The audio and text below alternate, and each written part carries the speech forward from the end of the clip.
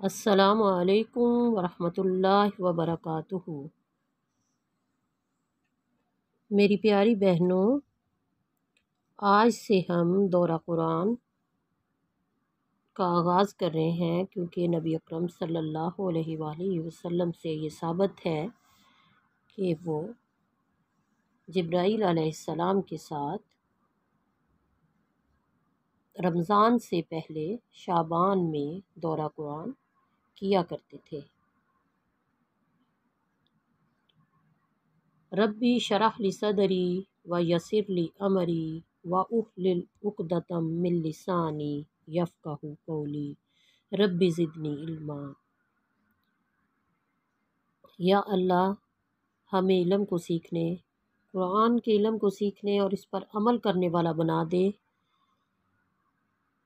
آج ہم پہلے پارہ جو ہے اس کا آغاز کریں گے اور مختصر رکھیں گے تاکہ بات کی ہمیں بس سمجھ آ جائے اور اس کے اہم پوائنٹ کو ہم جان سکیں کہ ہمارے رب کا ہمارے لیے کیا حکم ہے۔ سب سے پہلے ہم جانیں گے کہ دورہ قرآن کا آغاز کب اور کیسے ہوا۔ ہر سال جبرائیل علیہ السلام کے ساتھ، جبرائیل امین کے ساتھ آپ صلی اللہ علیہ وآلہ وسلم نازل شدہ حصے کا باقاعدہ دورہ بھی کرتے تھے۔ حدیث میں ہے کہ صحیح بخاری کی حدیث 3998 میں جبرائیل علیہ السلام، جبرائیل امین ہر سال آپ صلی اللہ علیہ وآلہ وسلم کے ساتھ قرآن مجید کا ایک مرتبہ دور کیا کرتے تھے۔ جس سال آپ صلی اللہ علیہ وآلہ وسلم کا انتقال ہوا، جبرائیل علیہ السلام نے آپ صلی اللہ علیہ وآلہ وسلم کے ساتھ 2 مرتبہ دور قرآن کیا، یعنی قرآن پاک کا دورہ کیا، 2 مرتبہ قرآن کو دہرایا۔ اب سب سے پہلے ہم دیکھیں گے سورہ فاتحہ کی فضیلت کیا ہے۔ صحیح احادیث میں اس کا نام فاتحہ الکتاب، الصلاۃ، سورہ الحمد للہ رب العالمین، سورہ الحمد، 7 مثانی، قرآن عظیم، ام القرآن اور ام الکتاب آیا ہے۔ جیسا کہ سورہ فاتحہ کے فضائل کی احادیث میں آ رہا ہے، اسی طرح پھر سورہ فاتحہ کے فضائل ابن عباس رضی اللہ عنہ نے فرمایا، ایک دفعہ جبرائیل امین علیہ السلام نبی اکرم صلی اللہ علیہ وآلہ وسلم کے پاس بیٹھے ہوئے تھے۔ انہوں نے اپنے اوپر زور سے دروازہ کھلنے کی آواز سنی تو سر اٹھایا اور فرمایا، یہ آسمان کا ایک دروازہ ہے جو آج کھولا گیا ہے، آج سے پہلے یہ کبھی نہیں کھولا گیا، آج سے پہلے یہ کبھی نہیں کھولا گیا۔ تو اس سے ایک فرشتہ اترا، پھر فرمایا، یہ فرشتہ زمین پر اترا ہے جو آج سے پہلے کبھی نہیں اترا۔ اس فرشتے نے سلام کہا اور کہا، آپ کو 2 نوروں کی خوشخبری ہو جو آپ کو دیے گئے ہیں، یعنی عطا کیے گئے ہیں، آپ سے پہلے وہ کسی نبی کو عطا نہیں ہوئے۔ فاتحہ الکتاب اور سورہ بقرہ کی آخری 2 آیات۔ آپ ان دونوں میں سے جو بھی پڑھیں گے وہ چیز آپ کو ضرور عطا کر دی جائے گی۔ صحیح مسلم اور صراط المسافرین اور باب الفضل سورہ فاتحہ 806 میں اس کا ذکر ہے۔ پھر آگے آتا ہے رب العالمین کا کیا مطلب ہے۔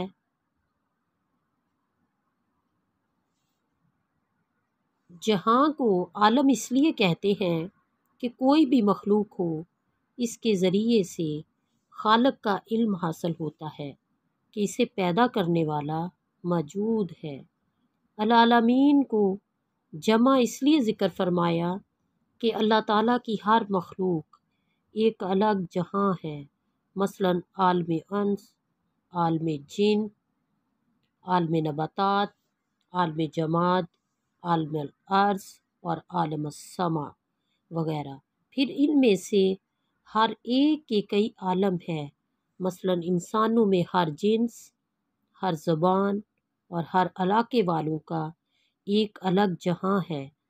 غرض کہ اتنے بے حساب جہاں ہیں جنہیں رب العالمین کے سوا، رب التعالیٰ کے سوا کوئی نہیں جانتا۔ فرمایا یعلم جنود ربک الا ہوا۔ سورہ مدثر کی یہ آیت نمبر 31 ہے کہ اور تیرے رب کے لشکروں کو اس کے سوا کوئی نہیں جانتا۔ پھر اس پہ سوال ہے کہ سورہ فاتحہ کا خلاصہ کون سی آیت ہے؟ تو سورہ فاتحہ کا خلاصہ جو ہے وہ ایاک نعبد و ایاک نستعین فاتحہ کا خلاصہ ہے، کیونکہ ایاک نعبدین، ایاک نعبدو کہنے سے، جب ہم ایاک نعبدو کہتے ہیں تو کہنے سے انسان شرک سے بری ہو جاتا ہے اور طاقت اور اختیار سے خالی ہو کر صرف اللہ پر توکل اور اعتماد کا اقرار و اظہار کرتا ہے۔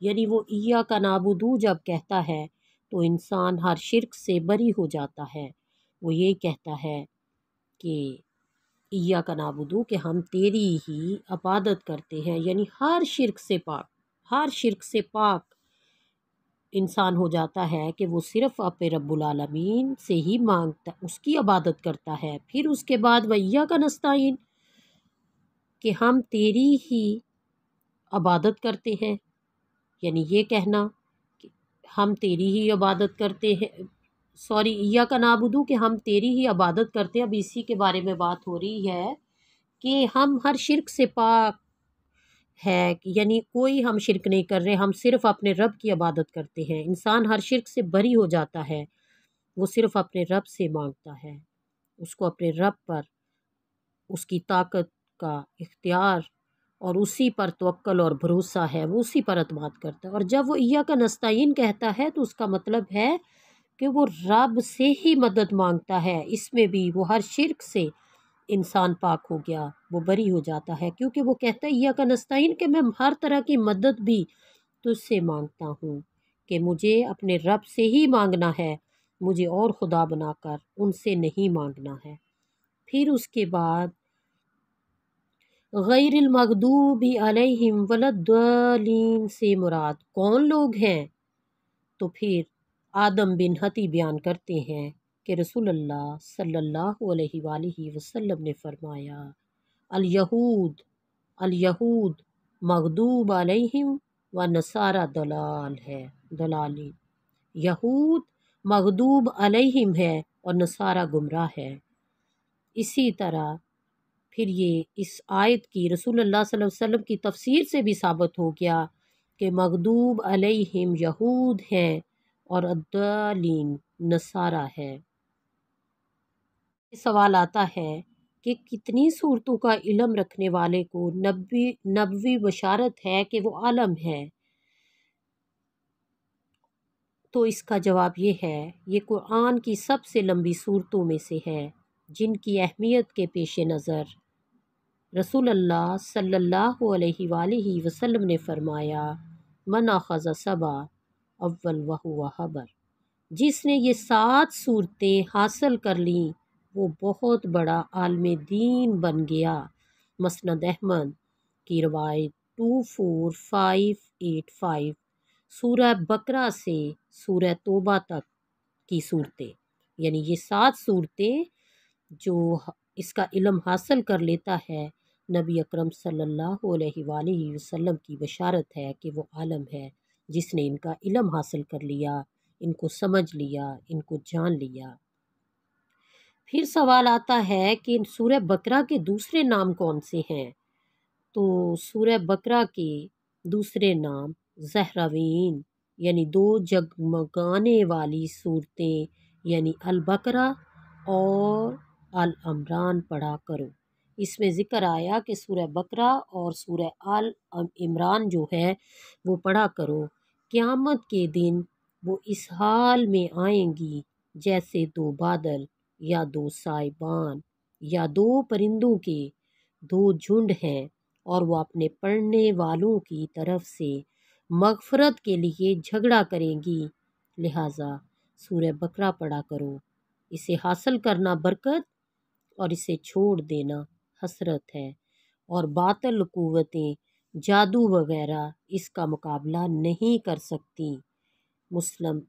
صحیح مسلم کتاب الفضائل القرآن اور سورہ بقرہ، یعنی اس کے بارے میں یہ روایت ہے، صحیح مسلم کی بھی روایت ہے کہ سورہ بقرہ جو ہے نبی اکرم صلی اللہ علیہ وآلہ وسلم نے اسے سنام القرآن یعنی قرآن کا کوہان قرار دیا۔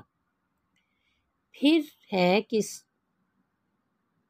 اس کے بعد نفاق سے بچنے کی دعائیں، نفاق سے بچنے کی دعا، نفاق سے حفاظت کی دعا، اللہم انی اعوذ بیک من الشقاق والنفاق وسوء الاخلاق۔ یا اللہ، ہٹ درمی، نفاق اور برے اخلاق سے میں آپ کی پناہ میں آتا ہوں۔ سنن نسائی کی روایت ہے، حدیث نمبر ہے 5371۔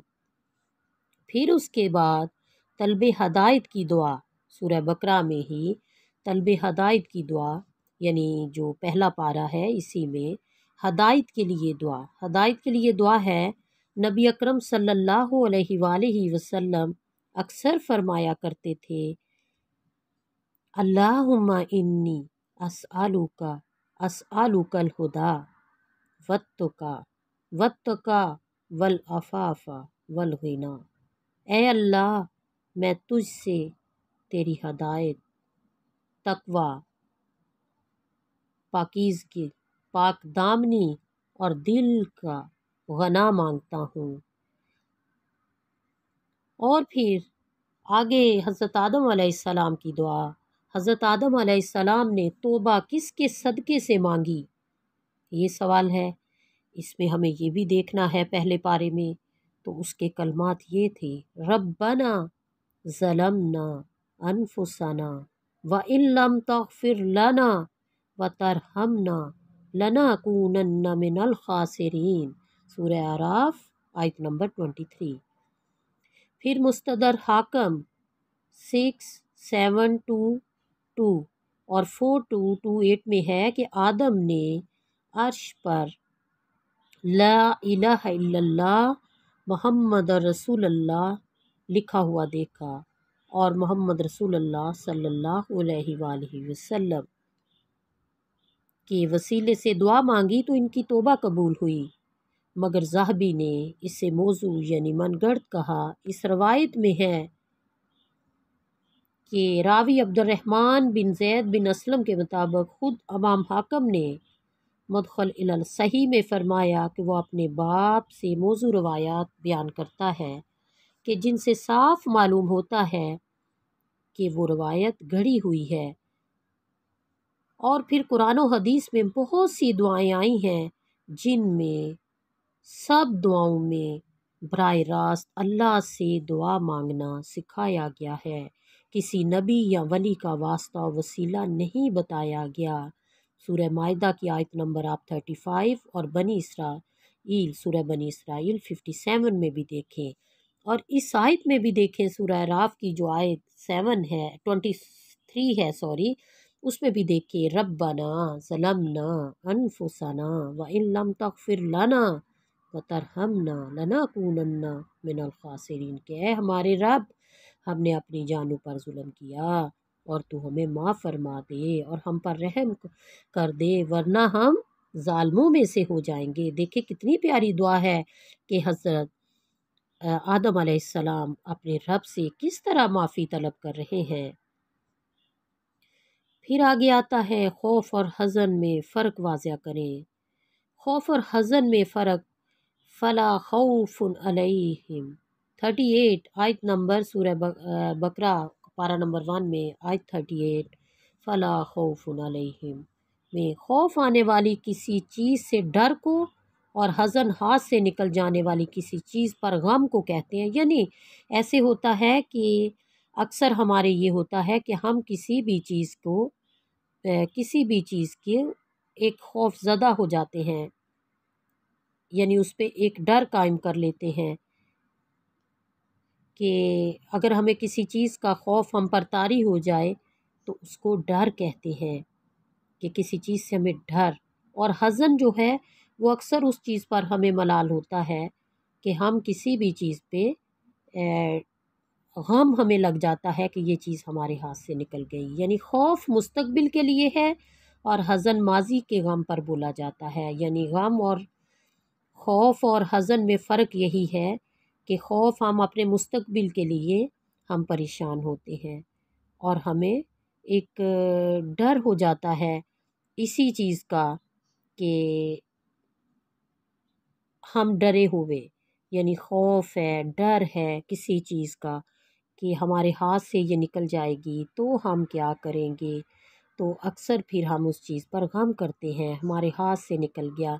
یعنی اس آیت میں ہے 38 میں فَلَا خَوْفٌ عَلَيْهِمْ وَلَا هُمْ يَحْزَنُونَ، کہ اس میں پھر یہ بتایا گیا کہ نہ خوف کھاؤ، خوف آنے والی کسی چیز یعنی مستقبل، اور ڈر جو ہوتا ہے وہ جو ہے وہ ماضی کی چیز ہوتی ہے کہ جس کی وجہ سے ہم کسی بھی چیز سے ڈرے ہوئے ہوتے ہیں، ہمیں مستقبل کا ڈر ہوتا ہے۔ اور حزن، غم وہ ہوتا ہے کہ یعنی ہمارے جو ماضی میں گزر چکا ہوتا ہے، تو اسی لیے پھر اللہ تعالیٰ نے کہا کہ کسی چیز پر خوف نہ کھاؤ اور نہ غم کرو کہ اللہ کی طرف سے آنے والی ہدایت کی تم پیروی کرو گے، وہ آخرت میں نہ دنیا کی زندگی پر ایسے لوگ افسوس کریں گے اور جیسا کہ کفار کو افسوس ہوگا، نہ قیامت کے دن انہیں بڑی گھبراہٹ اور نہ کوئی غم ہوگا۔ اس دن بڑی گھبراہٹ سے، قیامت کے دن جو مومن مسلمان ہوں گے وہ بڑی گھبراہٹ سے امن میں ہوں گے، ان کو کسی قسم کا ان پہ غم نہ ہوگا۔ پھر آ گیا بنی اسرائیل کا معنی کیا ہے، یعنی ہمیں اکثر ہوتا ہے کہ ہمیں پتہ ہی نہیں کہ بنی اسرائیل کا کیا معنی ہے۔ اسرائیل یعقوب کا دوسرا نام یا لقب ہے، حضرت یعقوب علیہ السلام کا دوسرا نام یا لقب ہے، جس کے معنی ہیں اللہ کا بندہ، اللہ کا بندہ، اس لیے ان کی اولاد کو بنی اسرائیل کہا جاتا ہے۔ بنی اسرائیل میں پہلے پیغمبر یوسف علیہ السلام اور آخری پیغمبر عیسیٰ علیہ السلام ہیں۔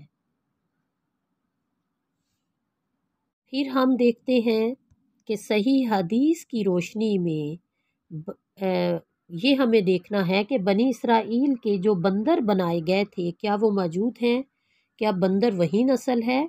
تو عبداللہ بن مسعود رضی اللہ عنہ نے فرمایا آپ کے سامنے بندروں کے بارے میں بات چیت ہوئی تو مصر نے کہا میرا خیال ہے، حضرت عبداللہ بن رضی اللہ عنہ نے کہا خنزیروں کا بھی ذکر کیا گیا ہے کہ وہ مسخ ہو کر بنے ہیں، تو آپ صلی اللہ علیہ وآلہ وسلم نے فرمایا کہ مسخ ہونے والوں کی نہ نسل بنائی ہے نہ اولاد۔ بندر اور خنزیر اس مسخ ہونے والے واقعہ سے پہلے بھی ہوتے تھے، جو موجود ہیں وہ انہی کی نسلیں ہیں۔ اس بات سے یہ بات واضح ہو گئی کہ جو بات مشہور ہے کہ جو موجودہ بندروں کی وہی نسل چلی آ رہی ہے جن پر عذاب ہوا تھا، اور یہ سب من گڑت باتیں ہیں۔ اور پھر ہے کہ بابل شہر کے فرشتوں کے نام کیا ہیں؟ جواب ہے ہاروت اور ماروت، آیت نمبر 102۔ اس میں ہاروت اور پھر اس کے بعد جادو اور شیاطین کے حملے سے بچنے کے لیے مسنون دعائیں جو ہیں وہ ہیں، نظر بد سے بچنے کی دعائیں ہیں، تو اس کے لیے ہمیں دعا پڑھنی ہے، یعنی ہمیں جادو اور شیاطین سے حملوں سے بچنے کے لیے جو دعائیں پڑھنی ہیں وہ پڑھنی ہے۔ اعوذ بکلمات اللہ التامہ من کل شیطان وہامہ ومن کل عین لامہ، کہ اللہ اس سے آپ نظر بد سے بھی بچ سکتے ہیں اور جادو اور شیاطین کے حملے سے بھی محفوظ رہ سکتے ہیں۔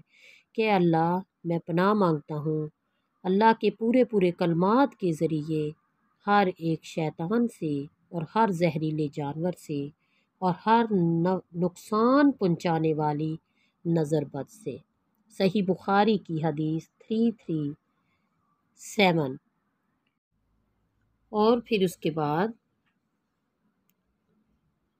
اگلی دعا ہے اعوذ باللہ السمیع العلیم من الشیطان الرجیم من حمزہ ونفخہ ونفثہ۔ میں اللہ کی پناہ میں آتا ہوں شیطان مردود سے اور اس کے مغرور بنانے سے اور اس کے تھوک سے اور اس کی چوکا لگانے سے۔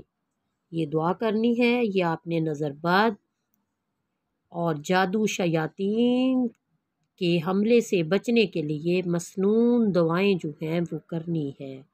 پھر اسی طرح آیت نمبر 104 پہلا پارہ اور سورہ بقرہ کی آیت نمبر 104۔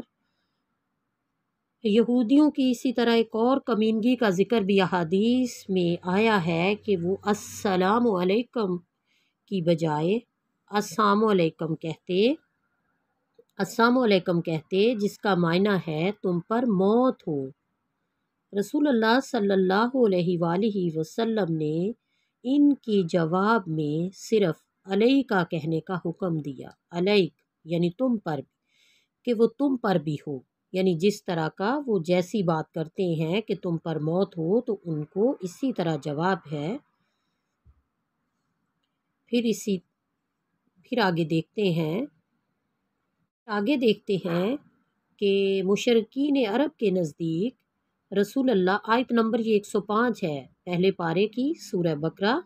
مشرکین عرب کے نزدیک رسول اللہ صلی اللہ علیہ وآلہ وسلم ایک عام آدمی تھے اور وہ اپنے کسی عظیم سردار کی بجائے ایک عام آدمی پر وحی کا نزول ماننے کے لیے تیار نہ تھے۔ تو اہل کتاب اللہ کی اس رحمت کو اپنے نسل سے باہر نہیں دیکھ سکتے تھے۔ آپ نے فرمایا کہ اللہ اپنی رحمت کے ساتھ جسے چاہے خاص کرے، یہاں تک کہ رحمت سے مراد نبوت ہے جو صرف اور صرف اللہ تعالیٰ کا انتخاب ہے۔ وہ نہ کسی کی عظمت کی بنیاد پر ملتی ہے اور نہ نسل پر اور نہ کسی کے کسب، محنت اور چلا کشی پر، جیسا کہ قادیانی دجال کا کہنا ہے۔ اللہ تعالیٰ نے فرمایا اللہ یصطفی من الملائکۃ رسولا ومن الناس، سورہ حج آیت نمبر 75۔ اور فرشتوں میں سے پیغام پہنچانے والے چنتا ہے اور لوگوں میں سے بھی، یعنی اللہ تعالیٰ فرشتوں میں سے بھی فرشتے چنتا ہے کہ کون فرشتے ہیں جو اللہ کا پیغام لے کر جائیں گے، اور لوگوں میں سے بھی اللہ تعالیٰ چنتا ہے کہ کن کو میرا پیغام پہنچنا ہے، یعنی وحی کا نزول کن پر ہونا ہے، کن کو اللہ تعالیٰ نے اپنے رسول، اپنا نبوت عطا کرنی ہے، اور کن کو اللہ نے پیغمبری عطا کرنی ہے اور اپنا رسول بنانا ہے، یہ بھی اللہ تعالیٰ ہی چنتا ہے۔ تو یہ اللہ کے ہاں تقویٰ کی بنیاد پر ہے، یہ نہیں ہے کہ فلاں قوم کا سردار ہے یا فلاں قبیلے میں بڑا ہے تو اسی کو ہی نبوت ملنی ہے۔ اللہ کے ہاں ایسا کچھ بھی نہیں۔ اور پھر اسی طرح منسوخ آیات کا بھی ہے کہ ایک حکم پہلے نافذ ہوتا ہے، پھر وہ دوسری آیات جب اتری تو وہ منسوخ ہو گیا۔ تو اسی میں اللہ تعالیٰ نے سورہ نساء میں ہے، یعنی یہ سورہ بقرہ کی آیت نمبر 106 میں نسخ کی مثال بیان کی ہے کہ سورہ نساء آیت نمبر 15 میں اللہ نے زنا کرنے والی عورتوں کی سزا مقرر فرمائی کہ انہیں گھروں میں بند رکھو یہاں تک انہیں موت اٹھا لی جائے یا اللہ تعالیٰ ان کے لیے کوئی راستہ بنا دے۔ پھر سورہ نور کے شروع میں جب سورہ نور کے آیات آئی تو اس میں پھر زانی مرد اور زانی عورت کو 100 کوڑے مارنے کا حکم دیا گیا۔ پھر اسی طرح جیسے شروع میں روزے کی حالت میں مغرب کے بعد سو جانے کے بعد کھانا پینا اور بیوی کے پاس جانا منع تھا، تو اللہ تعالیٰ نے فرمایا کہ اس کی اجازت دے دی، یعنی حکم منسوخ ہو گیا۔ جو پہلا حکم تھا وہ دوسری آیات اترنے کے بعد منسوخ ہو گیا۔ تو پھر اسی طرح سنت کے مطابق سنت منسوخ ہونے کی مثال ہے۔ پھر رسول اللہ صلی اللہ علیہ وآلہ وسلم نے فرمایا کہ میں نے تمہیں قبروں کی زیارت سے منع کیا تھا، سو پھر حکم آ گیا سو ان کی زیارت کرو۔ میں نے تمہیں 3 راتوں سے زیادہ قربانیوں کے گوشت ذخیرہ کرنے سے منع کیا تھا، یعنی قربانی کا گوشت 3 راتوں سے زیادہ رکھنے سے منع کیا تھا۔ پھر حکم آ گیا تو حکم دیا گیا کہ انہیں رکھ لو جب تک تمہاری مرضی ہو، یہ سنت میں حکم ہے۔ اس کے بعد سورہ نساء میں اللہ تعالیٰ نے ان عورتوں کا بھی ذکر فرمایا جن سے نکاح حرام ہے، ان میں 2 بہنوں کو ایک ہی نکاح میں جمع کرنا بھی حرام ہے۔ پھر فرمایا ان سب کے سوا سب عورتوں سے نکاح تمہارے لیے حلال ہے۔ پھر اس آیت کی روح سے ہی خالہ اور اس کی بھانجی، پھوپھی اور اس کی بھتیجی ایک نکاح میں جمع کرنا جائز ہے، مگر جب رسول اللہ صلی اللہ علیہ وآلہ وسلم نے اس سے منع فرما دیا تو حرام ہو گیا، اور اس پر تمام امت متفق ہے۔ اسی طرح ہے کہ سنت کے ساتھ قرآن کے نسخ کی کوئی قابل اطمینان مثال یعنی مجھے نہیں ملی، یعنی اسی طرح سنت کے مطابق جب کوئی حکم آیا تو وہ قرآن میں بھی اس کی جو ہے کہ حکم اگر نہیں ملا تو وہ بات نبی اکرم صلی اللہ علیہ وآلہ وسلم کی سنت سے ہمیں ملی ہے۔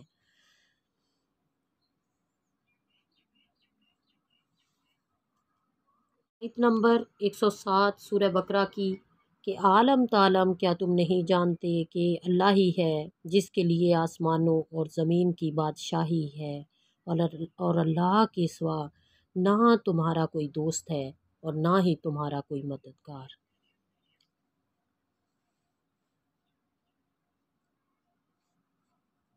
اور پھر حکم ہوا کہ کیا تم ارادہ رکھتے ہو کہ اپنے رسول سے سوال کرو جس طرح اس سے پہلے موسیٰ سے سوال کیے گئے، اور جو کوئی ایمان کے بدلے کفر لے لے تو بے شک وہ سیدھے راستے سے بھٹک گیا۔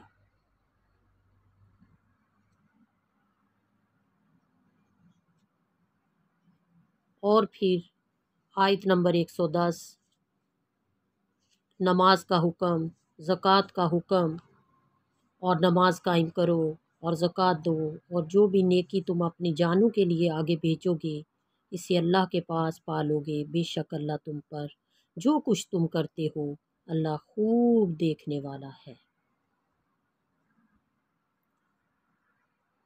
اور پھر آگے آیت نمبر 112 یعنی جنت میں جانے کے لیے کسی گروہ کا فرد ہونا کافی نہیں، بلکہ اس کے لیے 2 شرطیں ہیں۔ ایک یہ ہے کہ اپنا چہرہ اللہ کے تابع کر دے، چہرہ تابع ہو گیا تو پورا جسم ہی تابع ہو گیا، پھر جو عمل کرے اسی کے لیے کرے، کسی دوسرے کا اس میں دخل نہ ہو۔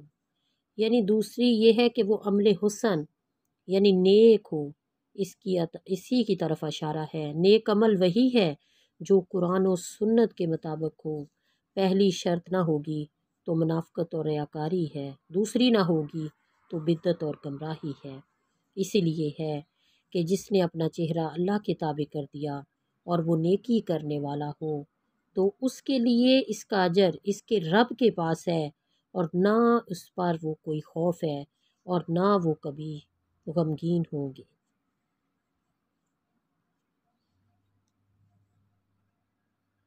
پھر اس کے بعد یہودیوں نے کہا نصارہ کسی چیز پر نہیں، اور نصارہ نے کہا کہ یہودی کسی چیز پر نہیں، حالانکہ وہ کتاب پڑھتے ہیں۔ اسی طرح ان لوگوں نے جو کچھ بھی علم نہیں رکھتے ان جیسی ہی بات کہی، اب اللہ ان کے درمیان قیامت کے دن ان کے بارے میں ضرور فیصلہ کرے گا جس پر وہ اختلاف کیا کرتے تھے۔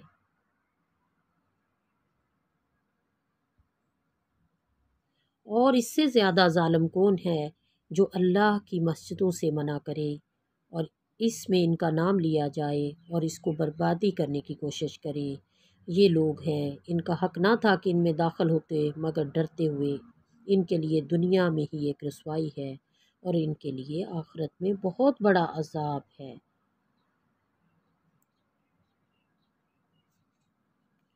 اس میں یہ ہے کہ ان میں ایک گروہ حق پر اپنے سوا سب کو غلط قرار دینے والے یہ سب لوگ جب غور کریں کہ ظلم کے ناجائز ہونے پر تو سب کا اتفاق ہے، مگر اس میں سے سب سے بڑا ظالم کون ہے کہ جو اللہ کی مسجدوں سے جانے سے منع کرے اور اس کا نام نہ لیا جائے اور انہیں ویران کرنے کی کوشش کرے۔ یہ کام جب مشرکین مکہ نے کیا کہ مسلمانوں کو پہلے مکہ سے نکالا، پھر ان کا مکہ میں داخلہ، حتیٰ کہ حج عمرہ کے لیے آنا بھی بند کر دیا، تو اسی طرح نصارہ کا بھی ان کے زمانے میں بھی بیت المقدس پر قبضہ ہوا تو انہوں نے یہودیوں کا داخلہ بیت المقدس میں بند کر دیا، اور پھر یہ کیسی حق پرستی تھی۔ تو یہ ایسے ظالم لوگ ہیں جو اللہ کے گھروں میں داخل ہونے سے منع کرتے ہیں۔ پھر یہ حکم آیا کہ صرف مسجدوں میں، یہ اللہ کی ہی مسجدیں ہیں، اس میں صرف اللہ کا نام لیا جائے، اور تمام مشرکین کو مسجد حرام کے قریب آنے سے روک دیا گیا، خواہ وہ بت پرست ہو یا عزیز و مسیح پرست، کیونکہ وہ اکیلے اللہ کی عبادت نہیں کرتے۔ اب مسلمانوں میں وہی پہلی قوموں والے مشرکانہ عقائد و اعمال پھیل گئے اور وہ بدعمل ہو کر جہاد چھوڑ بیٹھے، تو بیت المقدس ان کے ہاتھ سے بھی نکل گیا۔